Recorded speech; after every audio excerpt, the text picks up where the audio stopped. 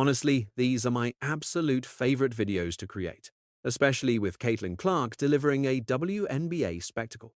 She shattered records, racking up 45 points alongside 10 assists, plus defensive contributions like steals and blocks. She was effectively padding every category.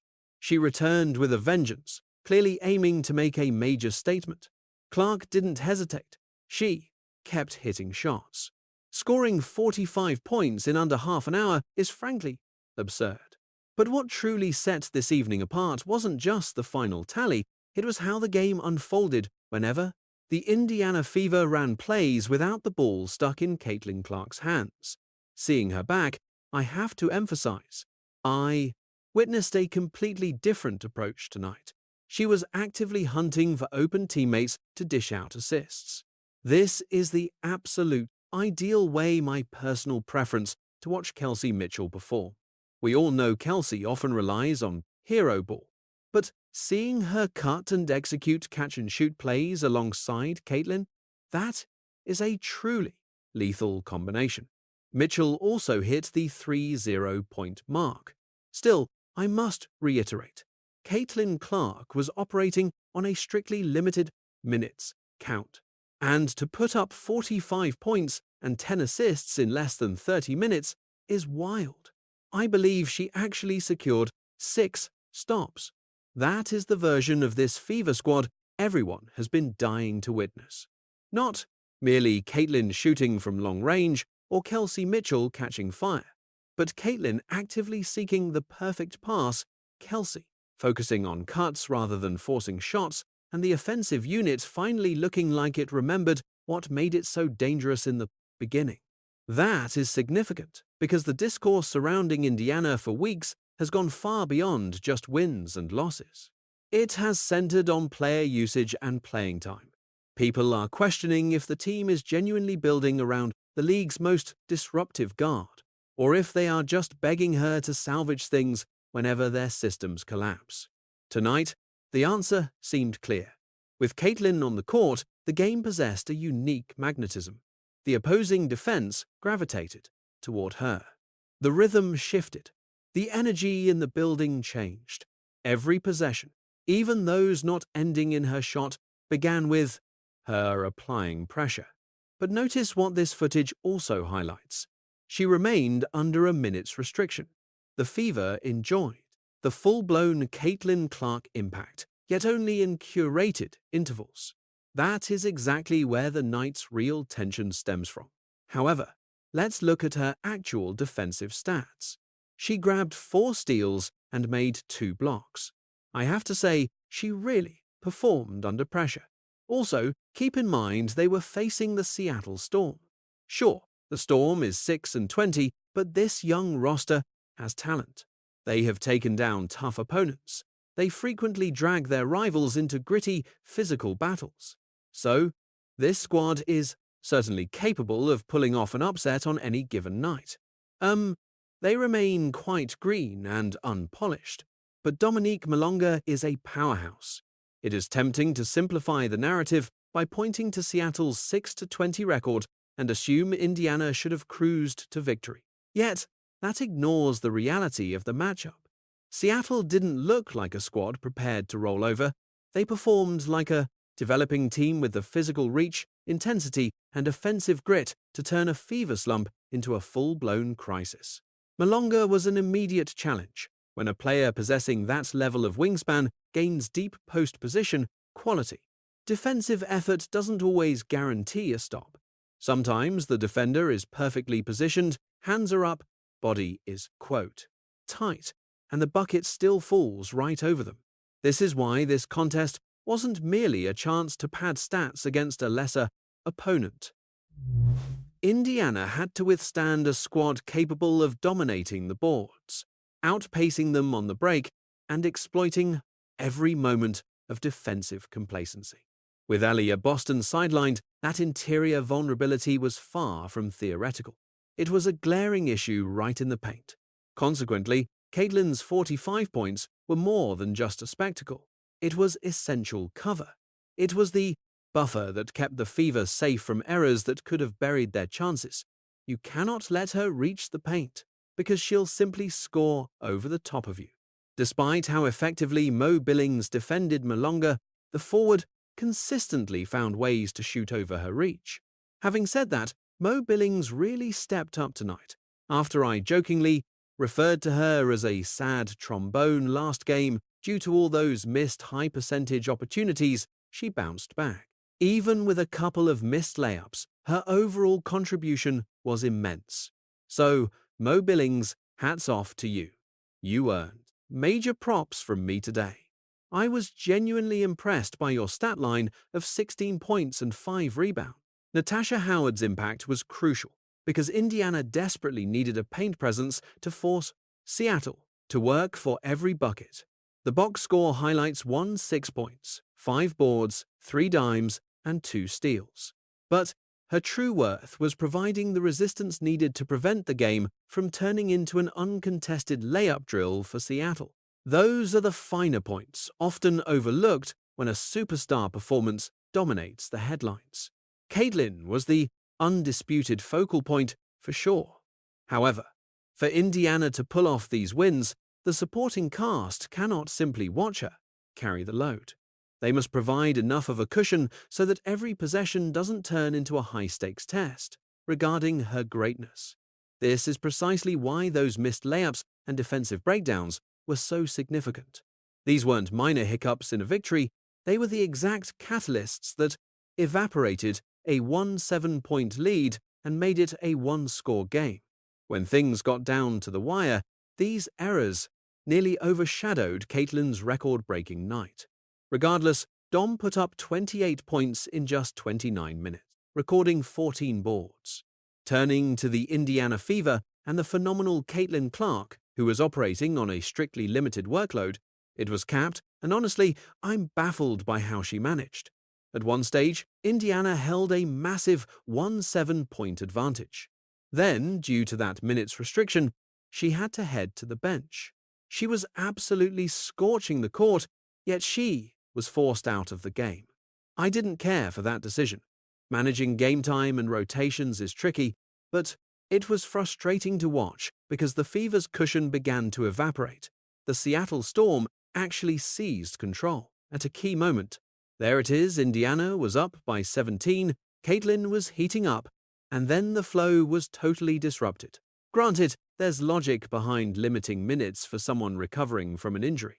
No professional organization should jeopardize a star athlete's long-term health just to make the score look better during the regular season. However, there's a competitive reality that rivals the medical one. When an athlete brings 4-5-point potential and the arena reacts every time she touches the rock. Removing her disrupts more than just the current lineup. It shifts the whole vibe of the match. The Fever didn't just sacrifice scoring when Caitlin sat, they lost their structure and their rhythm. They lost the constant intimidation factor she provides, forcing defenders to play her near half court while staying alert for her playmaking. This is the issue that should worry Indiana supporters more than the surrendered lead. The squad still struggles to establish a reliable offensive identity whenever Caitlin isn't running the show. That's not a player deficiency. That falls on roster management and the coaching staff.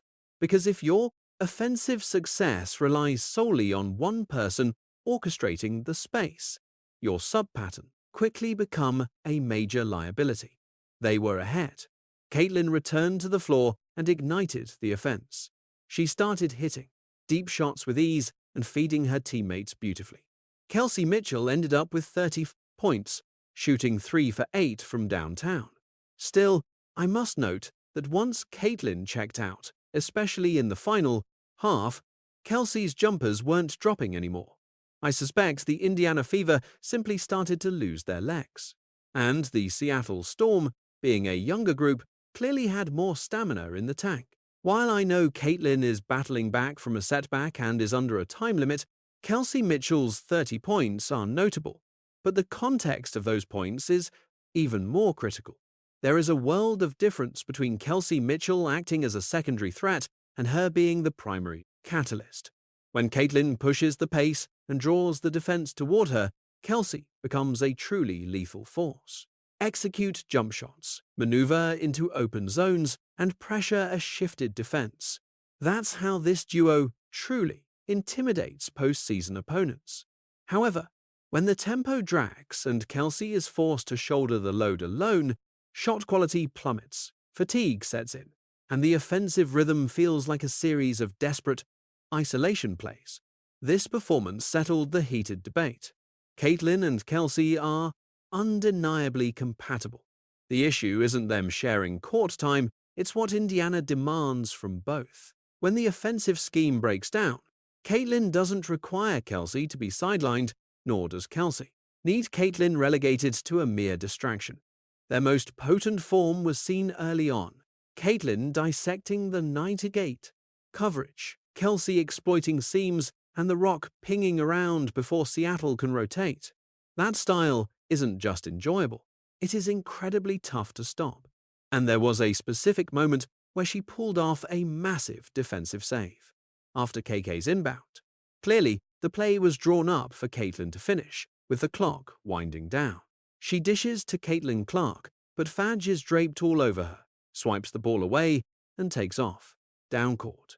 She looks set for a wide-open layup, yet Caitlin Clark recovers rapidly and swats the ball right out of FJ's grip. Indiana retains possession, and Caitlin Clark nails a clutch triple to pull, ahead of the Seattle Storm. With under 10 left, Clark lets it fly and drains it. It's good, Caitlin. Clark does it all. This specific sequence elevated a brilliant scoring performance into a quintessential Caitlin Clark masterpiece. Everyone remembers the jumper. The three-pointer is the highlight reel fodder. The crowd's eruption is the viral clip, but the hustle play beforehand is what truly distinguishes her. Ethel Johnson broke free. The game's outcome was hanging by a thread, and a gassed Caitlin was already spent. She could have stood by. She could have banked on a missed bucket or let a teammate handle the stop. Instead, she bolted back and poked the ball free. While that won't show up in a standard 4-5 point box score, it fundamentally shifts how fans and colleagues view her impact. It proves the star, given the green light, is also committed to doing the grit and grind defensive labor. It highlights that the game-winning bucket followed championship-level effort, proving the 11th best guard narrative was completely absurd. Argue about rankings or advanced metrics if you want. Question efficiency, defense, or durability. But when a guard delivers 45 points, 10 dimes, 4 steals, 2 rejections, a late game, defensive stop, and the deciding shot, these rankings feel less like genuine analysis and more like bias. Defiance. Indiana required more than just Caitlin's scoring prowess. They needed her sheer tenacity. It ignited a massive surge. Everyone in Cambridge rose to their feet. Then came the intentional fouls, making the finish thrilling. Despite the misery of watching Indiana squander a 7-point cushion, which was truly rough, I honestly found the moments Caitlin sat on the bench quite entertaining. She transforms the game completely. She alters the tempo and the overall rhythm. Her willingness to gamble on plays is exhilarating, and such unpredictability is exactly what the supporters have been craving. Frankly, I think we have seen too much stale motion offense lately. It is certainly not the most engaging way to compete, but this evening felt like a different world. Caitlin dropping 45 points and delivering 10 assists. That is hardly the production of the 11th best guard in the league. I am baffled by whatever criteria people used for those rankings, because this performance proves she is elite. That assessment regarding the altered energy of the game is vital. Caitlin Clark's style isn't merely about hitting long-range shots. It is about velocity, foresight, and the pervasive sense that something explosive is brewing before the opposition is even in position. Fever fans have been famished for this, not because every single play must culminate in a deep tray, or because the ball has to stay in her hands indefinitely, but because the team often seems to be sabotaging its own strengths. When Caitlin is granted autonomy, Indiana's attack flows seamlessly. The court opens up. Cutters and trailers become lethal threats. Even the shooters on the perimeter gain importance. Even missed attempts feel like calculated risks because the defense is constantly stretched. Conversely, when she is relegated to a stationary role or the scheme devolves into sluggish end-of-shot clock isolation, everything becomes a struggle. The audience feels it, the players sense it, and the rivals clearly recognize the disparity. So, the post-game question is not whether Caitlin remains elite. She settled that argument emphatically. The real inquiry is if Indiana will fully embrace the basketball philosophy that elevates the entire roster. That remains an unresolved, lingering issue. While she shatters milestones constantly, things seem to unravel once Stephanie White sent Raven Johnson in to facilitate the attack. If you have followed my commentary, you know I am not a fan of Johnson running the point. I believe her value is restricted to spot-up shooting duties during brief stretches. She does possess a decent floater, I'll grant her that. But she lacks experience. She isn't ready for that role. And with Ty on the floor, Ty Harris has definitely shown she's a capable reserve playmaker. That incredible feed she delivered to Sophie Cunningham, that pinpoint pass over the defense to set up Cunningham, was exceptional. Plus, keep in mind that Harris is still working her way back from a severe injury. Tonight, she produced 5 points over a 4-minute span.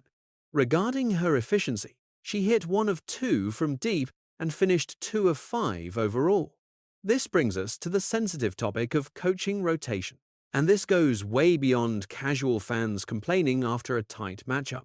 Backup point guard duty becomes critical whenever your primary floor general has a minutes cap. It's even more vital when the whole flow of the offense evaporates once they hit the bench. Raven Johnson might possess raw talent and long-term potential. However, in this particular contest, during such a high-stakes stretch, trusting her to lead the set felt extremely risky. The ball movement turned stagnant, and the tempo became erratic. When you're watching a 7-point lead slowly vanish, those 3-minute intervals feel like an eternity.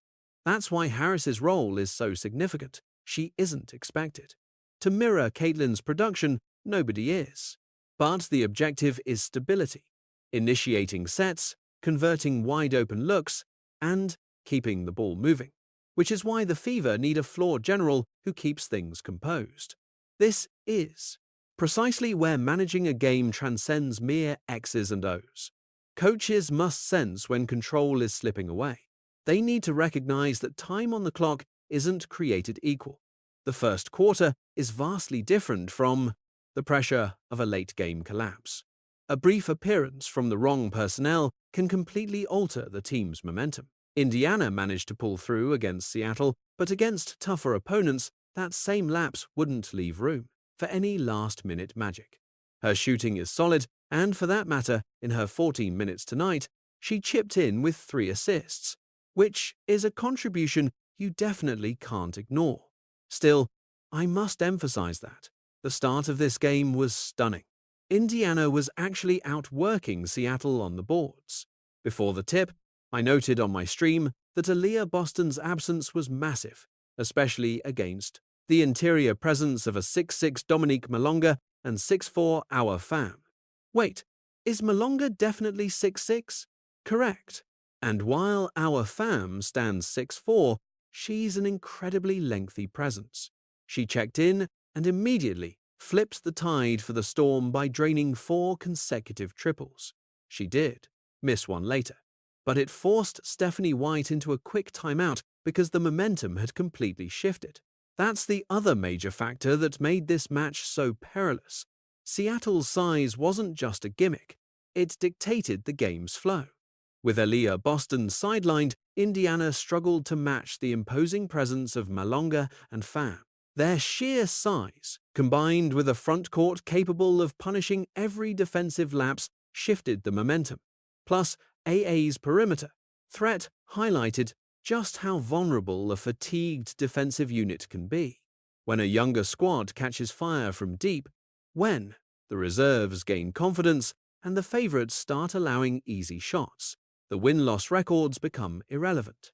What really matters is the final score. This matchup exposed Indiana clearly. Their offense can catch fire, but their defense frequently descends into disarray. A significant lead can vanish instantly when rebounding issues allow Seattle to rally back. They might possess the most talented player, yet one brief lapse makes their entire advantage seem tenuous. That is simply not a viable long-term strategy for the Fever if they want real playoff success, because postseason basketball notoriously unforgiving. Failing to box out once is manageable. Allowing blown defensive rotations is survivable. Mismanaging a lineup for a couple of sequences is acceptable. Eventually, however, these recurring errors culminate in a wasted, stellar performance. Indiana teetered on that edge much more than the final jubilant atmosphere suggested. Honestly, early on, I was questioning exactly how the Fever would handle the sheer size of a front court anchored by Dominique Malonga and Awafam. It became painfully obvious that Dom was completely imposing her will on the game, hitting shots consistently and dominating the glass. Indiana wasn't putting bodies on anyone. I'm hesitant to even bring up their defensive effort, though I suppose I must. They were essentially gifting their opponents open lanes straight to the rim. Nobody seemed to be staying attached to their assigned player. I watched Natisha Heidman find space for uncontested jumpers repeatedly. So, the Fever managed a win tonight in spite of their defensive showing. It was incredibly frustrating to watch, especially when that 1-7-point lead evaporated. All I could think about was the sheer lack of discipline on the defensive end. How can you continue to defend with such minimal effort? For a group that emphasizes defense so much, this remains the central contradiction of this team's current identity. They speak like a squad, dedicated to stopping opponents, and sometimes their stats or effort look decent enough. But the actual film from matches like this paints a far grimmer picture. There were too many gaps, too many uncontested attempts, and far too many instances where Seattle didn't even have to break a sweat to break them down. They just exploited the holes Indiana left behind. That is precisely why Caitlin's brilliance shouldn't mask these failings. It should serve to emphasize how critical they are to fix. When a player delivers an all-time great offensive masterclass, winning against a struggling 6-20 team shouldn't be this difficult. You shouldn't have to rely on her to snatch back loose balls, nail momentum-shifting triples, and carry the offensive load during foul trouble. There is a massive distinction between a hard-fought victory and a glaring red flag for the coaching staff. The thrill of seeing Caitlin dominate is one thing, but the necessity of her having to do it all is a major concern. Indiana is likely feeling both of those realities. Everyone needs to breathe, but a 110-107 scoreline is incredibly compelling. It's exactly the kind of high-octane performance that the fanbase was craving, especially those loyal to the Fever. Seattle put up a fierce fight throughout the night. They consistently outpaced the Fever, capitalizing on major lapses in Indiana's defensive rotations and overall intensity. Early on, Indiana actually controlled the boards better than Seattle, a point I brought up briefly before I got sidetracked. I'm still not sure how they managed that early advantage, but it certainly didn't hold up as the clock wound down. By the final buzzer, the Fever looked completely gassed, and Seattle dominated the interior and dominated the rebounding stats. Giving up 35 boards to Indiana's 20 is a glaring issue. A 110-107 result is peak entertainment for the viewers, showcasing exactly why having Caitlin on the court elevates the game entirely. It featured rapid ball movement, clutch baskets, rising stars, and pressure-filled moments that felt like every single tick of the clock mattered. Yet, for the Indiana coaches, that high-scoring finish should feel significantly more worrying than celebratory. Seattle winning the rebounding war 35-26 proves that Indiana was simply outworked in the paint as the game wore on. The Fever's legs looked heavy, allowing the Storm to secure crucial second-chance opportunities when defensive stops were most needed. This isn't just about pure effort. It's a symptom of fatigue, poor rotation management, and the cumulative tax of relying on key players to constantly fix defensive breakdowns. This is where the minutes management issue becomes critical. Indiana has the dual burden of keeping Caitlin safe from injury while remaining competitive enough to win the game. Those goals were constantly at odds all evening. Bench her too long and the advantage evaporates. Overwork her and you risk burnout. Striking that balance is incredibly difficult, but it's part of the job. This is the reality of coaching under extreme pressure. It's not just about drawing up a play for the buzzer, it's about navigating the dozen possessions that precede it. So the team isn't forced to perform miracles just to escape with a victory. That's what I anticipated happening. Even prior to the halftime break, when I observed the Storm outplaying the Fever, it was genuinely baffling how they dominated the Seattle Storm on the boards. I really didn't see that coming. Conversely, the Storm ended up getting completely crushed in rebounding. Plus, their ball movement was lackluster, only 21 assists compared to 27. During the first half, the Fever were clearly shooting at a much higher clip than the Storm, though that gap did narrow eventually. Indiana managed a 43% success rate from deep, which was almost entirely fueled by Caitlin Clark. My mistake. I meant Kelsey Mitchell. Ty Harris chipped in one, but it was really Clark's incredible 60% shooting from beyond the arc. The box score paints a clear picture of who dictated the game's tempo, with Indiana hitting 43% of their triples. Caitlin's 6 of 1-0 performance isn't just a hot hand. That level of precision forces opposing coaches to panic before the ball reaches midcourt. However, look at the second option. Mitchell started strong but faded as the game went on and her workload increased. That's not a failure on Kelsey's part, but rather a reflection of how she's utilized. When she's in a groove, she's deadly. But if you force her to create everything while the offense stagnates, that competitive edge starts to disappear. Indiana needs to get real about who they are. Their ceiling isn't reached through chaotic hero ball. It shouldn't rely on Caitlin bailing them out at the last second, nor should Kelsey be forced to carry the load alone. And you definitely can't have a backup guard trying to find their footing while a double-digit lead is evaporating. Their best strategy is systematic pressure. Caitlin orchestrating, Kelsey working off ball, and Sophie Cunningham providing floor spacing. When healthy, Boston anchors the paint, while Howard acts as the veteran who handles physical play and exploits defensive mismatches. That is a championship-caliber roadmap, but a plan is useless if the personnel on the court fail to execute it, like Kelsey cutting to the basket or Sophie spotting up on the wing. That said, I have to give credit where it's due. Lexi actually had some solid moments tonight, specifically those 3 steals she recorded. She brought great energy and hustle, but contributing only 2 points is tough, especially with the errors she made. It's been frustrating to watch.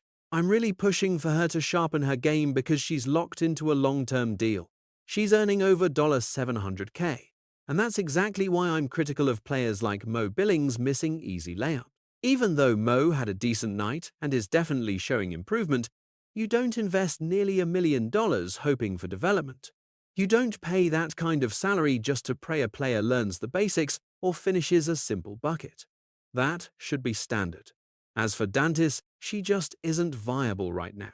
8 minutes of play yielded only 2 rebounds. She was full of mistakes and simply can't be in the rotation. And Raven, she's still a work in progress.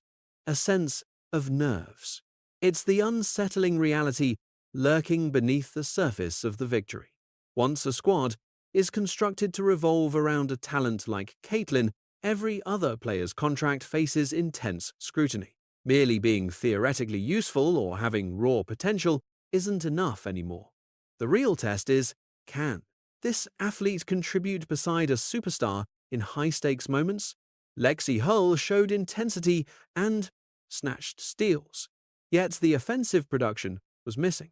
Natasha Howard had a productive evening, though her squandered chances remain glaring, since veteran salaries command veteran performance. Dearest Dantis offered almost nothing in her 8 minutes. Raven Johnson seemed frantic during her short appearance and didn't see the floor again. This isn't personal criticism. It is an inquiry into team structure. Caitlin's primary strength is elevating everyone around her. However, if those teammates fail to reliably convert shots, secure boards, or provide stability, her brilliance becomes a mere band-aid rather than a true driving force. That's a dangerous cycle that fosters lazy habits. The roster starts assuming the solution is simply that Caitlin will bail them out. Occasionally she does. She pulled it off this time. But no franchise should rely on desperate measures masquerading as elite play. This record-breaking night should prompt Indiana to ask tougher questions. Are they forming a foundation that complements Caitlin Clark? Or are they building a group that constantly demands her heroic rescues? During her brief 3-minute stint, she launched 3 attempts. I honestly don't know how you find that many looks in such a short span. Every single one missed the mark, so Steph White kept her benched for the remainder. Still, overall, this felt like a breath of fresh air. I'm tired of hearing about how the Seattle Storm are bottom tier because this group plays with real grit. This is a squad that seizes momentum, and they really pushed the pace tonight. They were clicking on all cylinders. Admittedly, they caught a break playing against the Indiana Fever's lackluster defense. Even so, the final score was 107-110. Both sides cracked triple digits in regulation time. No overtime needed. An incredibly entertaining, high-scoring affair.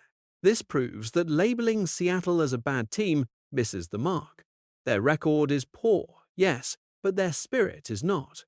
Seattle traveled to Indiana and turned the match into a high-speed sprint. They battled for rebounds, exploited defensive lapses, and relied on key contributions from young players discovering their identities. This actually makes Caitlin's individual showcase even more impressive. She wasn't just piling up stats during a blowout victory. She was countering sustained pressure. Every moment, Indiana appeared to be pulling away. Seattle ignited another surge. Whenever the crowd settled down, the Storm ramped up the intensity. In a contest like this, elite play displays more than just raw ability. It exposes mental fortitude. Can you execute effectively while your advantage dwindles? Is your defensive intensity still there following a turnover? Can you sink that critical shot when the entire stadium knows the ball is headed your way? Caitlin proved she could. That is why this match transcends mere statistics or dismissive jokes about rankings. It served as a litmus test for whether the Fever could secure a gritty victory while their star was hampered, their defensive integrity compromised, and their cushion vanished. They barely succeeded. But a win is a win. Share your thoughts below. Drop a note in the comments section. I'm certain I skipped over something, but I've just been sharing my raw, unfiltered reactions. I'm just genuinely thrilled by how this turned out. It was absolutely an outcome I felt I needed. I'm sure many of you felt the same way. I doubt any overanalyzed think pieces can truly capture this. Then again, it involves Caitlin Clark, so you really never know. Please remember to hit the like button if you enjoyed this. Subscribing would be amazing, and I'd truly appreciate it. I hope to see you all tomorrow. I am heading to Fanatics during the day, so I'll try to rush back for the Liberty matchup. They are playing back-to-back. I'm unsure if Caitlin Clark is guaranteed to suit up. It hinges on her physical state. She was visibly exhausted, following that chase-down effort against FJ. Honestly, I believe she had to take a breather for a few moments, even though she'd already logged 38 points. It's a shame she couldn't reach that 4-0 point mark in regulation. That schedule concern serves as the perfect conclusion because it brings the entire evening back into focus. Caitlin was dynamic. Caitlin showed explosive speed. She looks like the type of athlete who shifts every narrative within this league. However, she was clearly fatigued after that sprint. Her minutes were being managed, and Indiana had another contest ahead.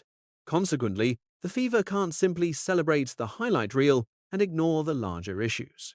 They must analyze what this effort reveals. It proves that Caitlin Clark is hardly just the 11th best guard in the association when she's operating at full capacity. It proves Kelsey Mitchell is most lethal when Caitlin is, drawing gravity and hitting her in rhythm. It proves Seattle's young nucleus is dangerous, and opponents who discount their size and tempo will be humbled. It proves Indiana's defensive structure remains prone to significant lapses. It proves the bench unit must play with more discipline while the starters rest. Yet, the primary takeaway is one the organization might hesitate to state publicly.